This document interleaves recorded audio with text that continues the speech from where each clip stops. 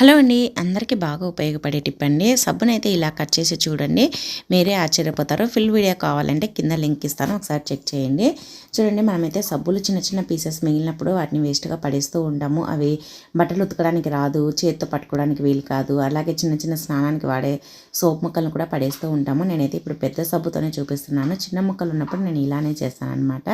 మనం బట్టలు ఉతకడానికి వాషింగ్ మిషన్ లిక్విడ్ లేనప్పుడు ఇలా సబ్బును చిన్న చిన్న పీసెస్ మిగిలినాయి కదా, వాటంతా తురిమేసేసి ఈ విధంగా ఒక గిన్నెలో వేసేసి కొద్దిగా వాటర్ వేసేసి కరిగిన తర్వాత ఈ విధంగా ఒక బాటిల్లోకి పోసేసుకున్నామంటే మనకి బట్టలు ఉతకడానికి చాలా మంచి లిక్విడ్ అయితే రెడీ అయిపోతుంది అనమాట. మనం వేస్ట్గా పడేసే సోప్స్ తోటి మనమైతే లిక్విడ్ని తయారు చేసుకోవచ్చు. వాషింగ్ మిషన్లోకి వేసుకోవచ్చు, నాప్కిన్లు, మన కిచెన్లో వాడే టవల్స్ ఉతుక్కోవచ్చు.